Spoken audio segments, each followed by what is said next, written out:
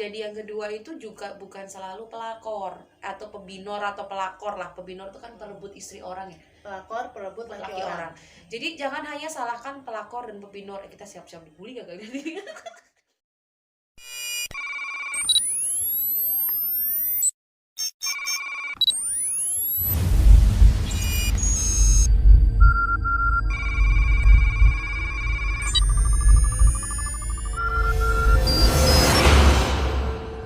Assalamualaikum warahmatullahi wabarakatuh. Ketemu lagi dengan saya, Mak Novi Resmi Ningrum, dan teman saya Desi M. Destiani dalam channel Ngoping, Ngobrol, Psikologi, Parenting, Pernikahan, dan Motivasi. Ya. Maaf ya, tetap masih aja lupa tukar-tukar, nggak apa ya. Ntar sambil jalan sambil kita ingat. Mengingat itu susah. Kalau mau ingat catatan utang kayaknya cepet. Atau justru lebih lupa kalau catatan utang ya. Dilupa-lupain, pura-pura nggak inget, pura-pura lupa. Oke, ketemu lagi dengan kita berdua masih di channel Nguping. Kita kali ini mau bicara tentang kasus lagi. Iya, kasus Satu lagi. case kasus lagi tentang pernikahan pastinya ya. Yang kali ini masih tentang Masih pernikahan. pernikahan sih Masih tentang temanya. pernikahan. Dan masih tentang yang namanya perselingkuhan. Iya, agak-agak perselingkuhan atau perselingkuhan yang gimana gitu ya. Perselingkuhan yang gimana, coba dipersepsikan sendiri. Oke, mari Bunda Desi. Jadi ceritanya ada seorang teman kita nih yang curhat. Dia itu seorang gadis baru berumur 26 tahun. Kemudian dia punya atasan. Nah, sejalan dengan waktu gitu ya, dia suka sama atasannya. Oke. Tapi atasan ini sudah punya istri. Terus ada masalah dengan istrinya. Masalahnya apa? Masalahnya adalah istrinya atasannya tersebut berselingkuh. Jadi kita bilang si bapak A ini seorang atasan ya di usia yang mapan lah ya pasti ya. Usia 40 tahun 40 tahun ke atas lah ya. Punya bawahan yang atau karyawan namanya gadis B si gitu gadis B yang ya sedang matang-matangnya, 26 tahun, gadis lagi gitu kan. Dan kebetulan sekali si bapak A ini istrinya berselingkuh. Akhirnya bapak A ini karena setiap hari ketemu sama gadis B, kemudian mereka selalu mungkin curhat gitu ya. Si bapaknya curhat, namanya sama karyawan sendiri kali. Waktu ada kejadian perselingkuhan itu dia curhatnya sama si gadis B ini. Nah itu dia, curhat pada orang yang salah ya jadinya ya salah. Nah, waktu itu nggak salah kali, waktu itu pas momennya aja. Ya tapi namanya laki-laki nih ya, apa perempuan curhat case masalah pribadi ya. Ya itu dia, kalau udah case masalah pribadi itu wadaw, hati-hati ya. Jadi curhatlah pada tempat yang tepat dan orang yang tepat. Dimulai dari curhat. Iya, biasa tuh selingkuhan dimulai dari curhat, itu hal yang biasa. Terus akhirnya si gadis B ini punya perasaan. Pertamanya kasihan ngeliat si bapak ini ngurus anaknya gitu ya. 2 orang, cewek semua. Ibunya selingkuh, tapi mereka masih serumah. Cuman si bapak A ini ngerasa udah nggak cinta lagi sama istrinya sebab istrinya melakukan perselingkuhan itu gitu. Cuman mau cerai juga dia nggak tega sama 2 orang anaknya. Mikirin anak. Sebenarnya ini alasan yang sangat say sorry ya, itu kan. Ini alasan yang sangat klasik baik dari perempuan atau laki-laki ketika mempertahankan pernikahan itu karena anak. Ya kan, karena anak. Ya, kasihan juga kan ya. Jadi korban perceraian itu memang nggak enak. Jadi maksudnya itu kebersamaan itu dibangun tetap demi anak, tapi mereka lupa ya, mereka lupa akan dirinya mereka masing-masing. Maksudnya demi anak, dipikir ketika lihat bapak ibu ya tetap bersama itu anak happy, hey kemana kalian gitu loh. Anak pun bisa mengerti gitu loh bahwa hubungan bapak ibunya sedang tidak baik-baik saja. Nah akhirnya si anak ini juga deket lah sama si gadis B. Soalnya suka diajak ke kantor. Kemudian kalau ada apa-apa gadis B ini yang bikin makanan lah, ngajak main lah. Kalau bapak A ini lagi rapat, anak-anaknya titipin, kadang suka jemputin sekolah juga sama si gadis B ini. Jadi gitu bisa menggantikan peran ibunya yang hilang. Ibunya itu masih ada satu rumah sih. Cuman tadi ikatan emosional antara si bapak A ini sama istrinya itu sudah nggak ada, bahkan mereka sudah tidak tidur sekamar katanya. Nah berjalannya waktu si gadis B ini kan punya perasaan ya, maksudnya Ya witeng tresno jalaran saka kulino tadi yo. Suwe-suwe wong ketemu jelas nggak ya? Jadi orang itu tumbuh rasa cinta, tumbuh rasa sayang, kadang emang dari kasihan dari itu kasihan jadi sayang, dari sering sayang bareng-bareng. cinta gitu kan. Jadi butuh, Jadi nggak butuh. ada ngelihat, nggak ada nyariin. Nah, Iya. ya sudah, itu sudah. Nah akhirnya kan si gadis B ini merasa apa ya, bingungnya kenapa, karena si bapak A itu mau ngelamar dia untuk dijadikan istrinya, tapi istri kedua, jadi nikah siri. Sebab dia tadi nggak tega untuk nyerahin istrinya dengan rasa anak-anak, tetapi dia juga nggak ada ikatan emosional sama si istrinya tersebut gara-gara istrinya berselingkuh. Akhirnya dia pengen udahlah kamu mau nggak jadi istri kedua saya gitu, menawarkannya begitu. Nah si gadis B ini bingung, saya harus gimana ya bunda ya, soalnya kalau saya jadi istri kedua takutnya dibilang pelakor, atau nanti malah kedua orang tua saya juga pastinya nggak terima dong kalau jadi istri kedua, apalagi apa dengan kasus yang si istrinya ini ya nggak jelas ya, maksudnya nanti tahu apa enggak gitu loh kalau mereka mau menikah. Nah kalau menurut Mbak Novi dengan situasi tersebut, kira-kira si gadis B ini mendingan Harus bersikap bersikap gimana gimana? ya? Oke, sebelum kita jawab ya tentang si gadis B ini tadi, yang pertama adalah yang harus diluruskan pada teman-teman di luar sana itu. Terkadang menjadi yang kedua itu bukan sebuah kesalahan. Ingat ya, Mbak Desi juga pernah kayaknya mau buat buku tentang ini ya, gitu kan? Nggak, katanya kan cinta itu nggak pernah salah. Iya kan, cinta itu nggak pernah salah, cinta itu nggak salah, hanya terkadang kan di lagunya kan cinta Kadang yang datang Tempatnya di tempat dan yang waktu yang salah kayak gitu kan. Siapa tuh? Maher ya? Aku Yang lupa nyanyi. nyanyinya itu berasa Itu rasanya lagi, makjeleb di sini gitu kan. Enak banget tuh lagunya. Nah, yang menjadi yang kedua itu bukan selalu sebuah kesalahan. Ya. Menjadi yang kedua itu juga bukan selalu pelakor atau pebinor atau pelakor lah. Pebinor itu kan perebut istri orang ya, Pelakor perebut laki orang. Jadi jangan hanya salahkan pelakor dan pebinor. Kita siap-siap dibully gak kali ini? Mereka nggak selalu salah gitu loh. Terkadang seperti case kasus si bapak A ini, bukan salahnya gadis B itu tadi kan, begitu. Tapi dia datang di saat berada di saat dan waktu yang nggak tepat, ya, yang B ya. Tapi kan sebenarnya case-nya adalah karena memang hubungan rumah tangga si bapak A dengan istri sudah tidak baik-baik saja, karena si istri berselingkuh, ya kan. Nah, ketika bapak ini sedang dalam kondisi psikis yang mungkin nggak enak, nggak nyaman, butuh teman curhat, butuh teman ngobrol, ketemulah dengan si gadis B ini. Si bapak ini sebenarnya kan nggak butuh masukan apa jalan keluar atau apapun, dia hanya butuh didengarkan kan.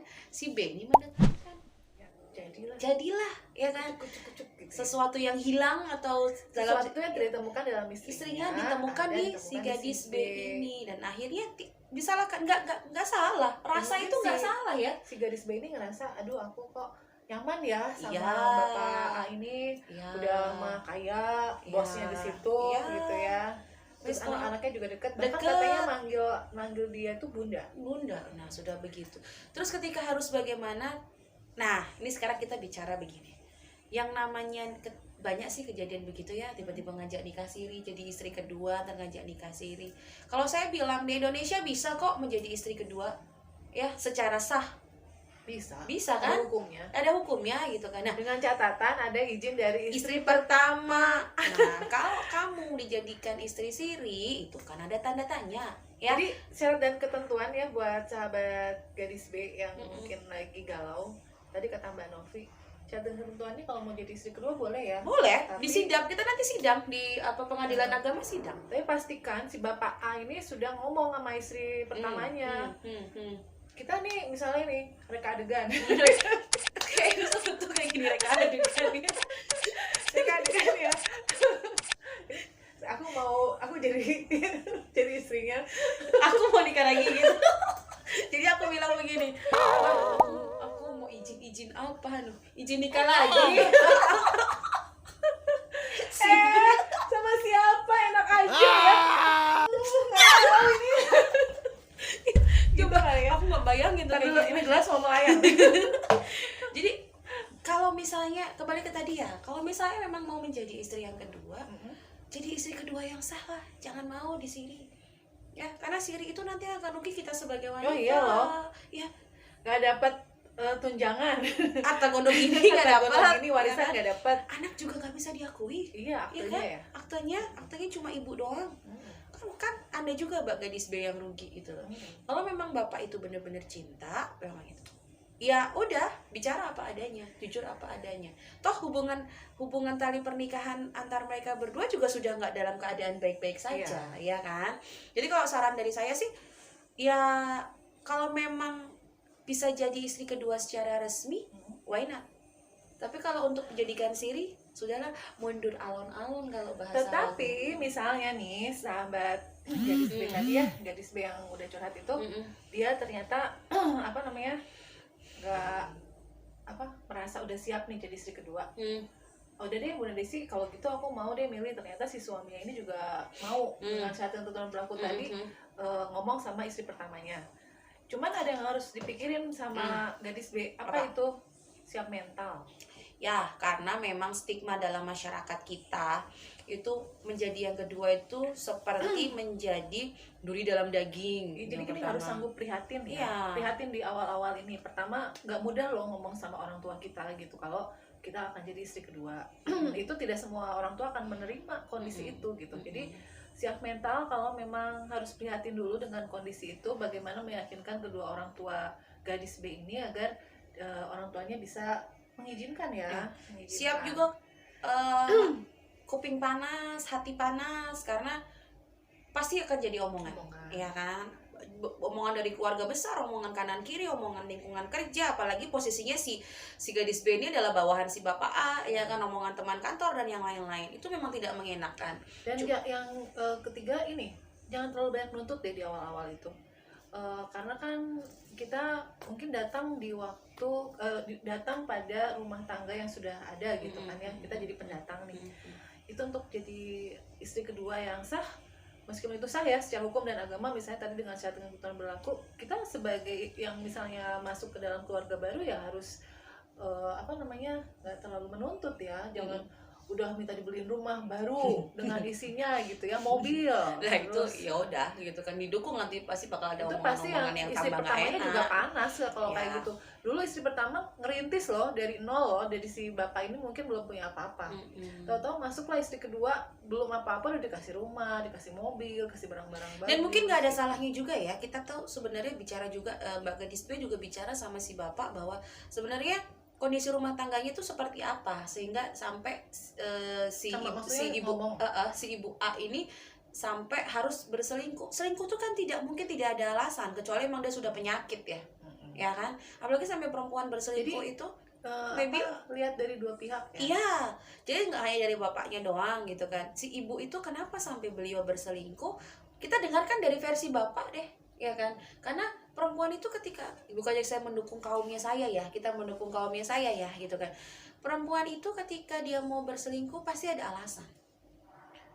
Emosional sih kalau Ya, perempuan karena biasanya. mainnya hati, ya kan. Nggak ya, kecuali Rata-rata ya, pengecualian, ada pengecualian ya. Orang-orang ya mungkin 10% kali ya. Ya. Tapi 90% perempuan kalau selingkuh tuh emosional. Emosional yang main gitu loh. Ya. Ya kan, dan emang susah dipisahkan sama selingkuhannya biasanya kalau sudah mainnya hati. Nah, jadi alangkah baiknya ketika si gadis B ini memang mau memilih mengiyakan ajakan bapak untuk menikah, itu coba deh digali lagi lebih dalam gitu loh. Sama Jangan istrinya dulu ya, ngobrol ya. Versi istrinya gimana ya, sih? jangan gegabah. Dan kalaupun harus mengambil tindakan dulu untuk menikah siri agar tidak menghindari yang namanya zina, ini aku pesan baik-baik ya. Memang betul gitu loh. Tapi jangan landasan menikah siri agar tidak terlepas dari zina. Itu udah tujuannya udah beda. Tujuannya udah beda banget gitu loh. Paham ya? Paham ya gitu kan. Kalaupun memang menikah siri itu untuk memang on proses, menunggu sidang pengadilan agar bisa resmi, yuk nggak masalah. Cuma udah bilang jangan nanti nggak aku zina. Emang tujuanmu emang udah mau berzina, ya kan? Jadi dilegalkan dalam sisi agama. Nah janganlah gitu kan. Jadi nikah itu nggak main-main. Apalagi bapak mungkin sudah pernah gagal dari pernikahan yang pertama, so membangun pernikahan yang kedua tuh dengan pondasi yang benar. Karena ada juga klienku yang membangun pernikahan dengan istrinya hanya karena belas kasihan atau balas budi. Dan ternyata sekarang udah mau detik-detik mau cerai.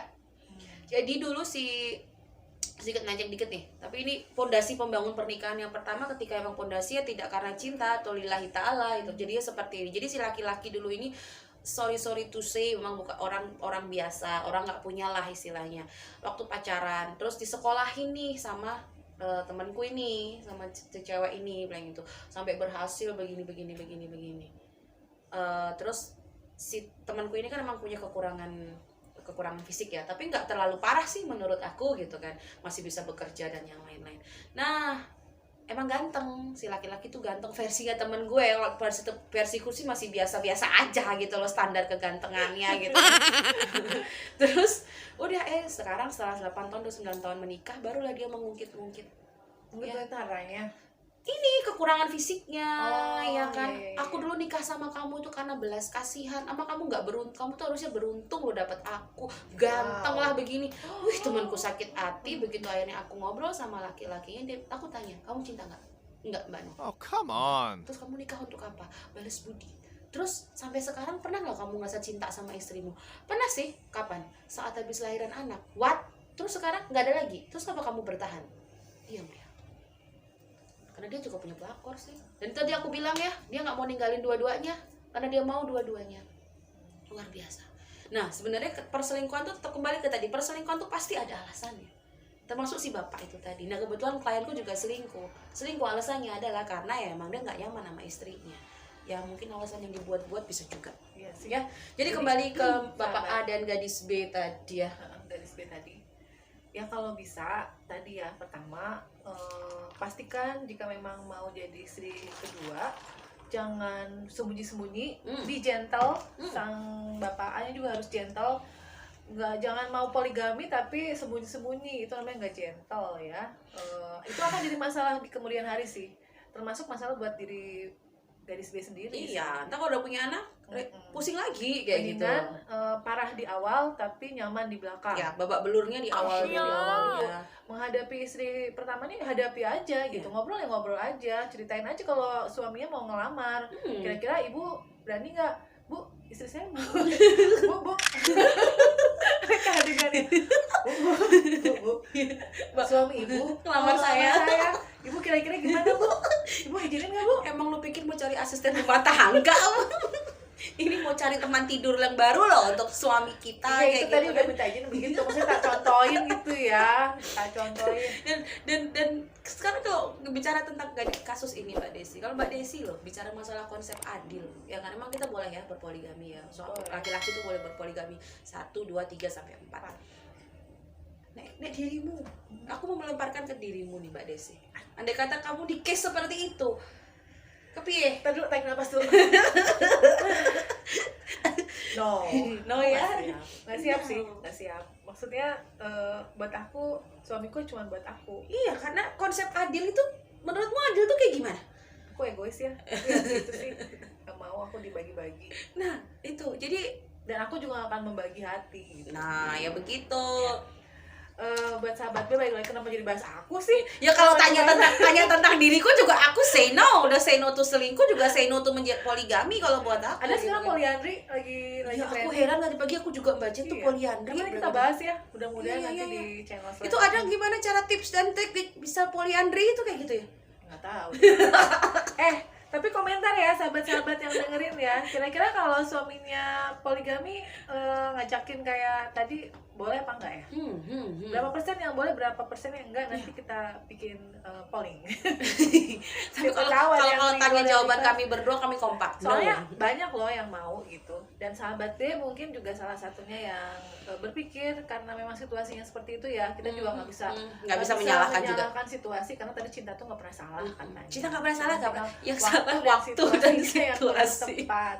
Makanya buat sahabat B atau sahabat-sahabat lain yang mengalami seperti gadis B tadi, pertama pastikan kalau memang suaminya itu atau calon suaminya ini kalau mau jadi istri kedua mau ngomong sama istri pertama dengan gentle, dengan jujur. Ya, yang kedua harus siap mental, harus mau mengalah dan tidak menuntut terlalu banyak, karena sebagai istri itu kita pendatang gitu ya di dalam rumah tangga orang. Jadi anak Mbok, kos. iya. Kita ini anak kos. Itu ada Iya. induk semang ya. Kita ini mau ngekos di situ. Ya itu kan kalau serumah. Kalau nggak serumah. Ada loh, ada yang serumah di papan atas nih, ngehits nih di Jogja. Oh, gue gak usah bilang ya. Serumah, Cin. Walaupun akhirnya pisah juga. Iya, Cin. Udah lah, buat stres kalau ngebahas perselingkuhan sama poligami itu kan. Dan pesan yang terakhir buat Mbak B, kalau saya pribadi sebagai Novi bilang kepada Mbak kalau bisa resmi jangan siri. Udah itu aja.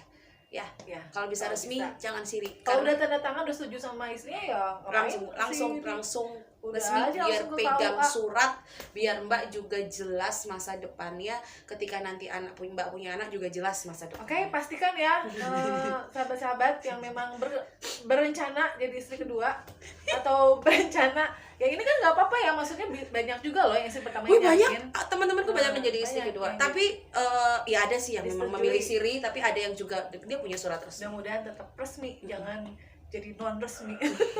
Legal orang ilegal gitu loh. Nah, itu ya. Iya betul. Jangan kayak Mari Regal.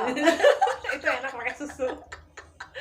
Oke, udah jadinya bercanda Oke, dulu. Mbak B Jangan tetap lupa semangat lah. like, subscribe, and comment, Komen. juga share ya di channel kita. Sampai ketemu lagi di episode selanjutnya, dan ayo dong cerita-cerita di sini, kita mau bahas apa lagi nih? Oke. Ada kasus juga dari sahabat-sahabat yang dengerin. yang mau di Boleh. ayo. Nanti di sini kita kasih emailnya Nguping dan juga media sosial kita biar bisa kita bacakan. Oke, Mbak B tetap semangat ya. Ya. Oke, dadah.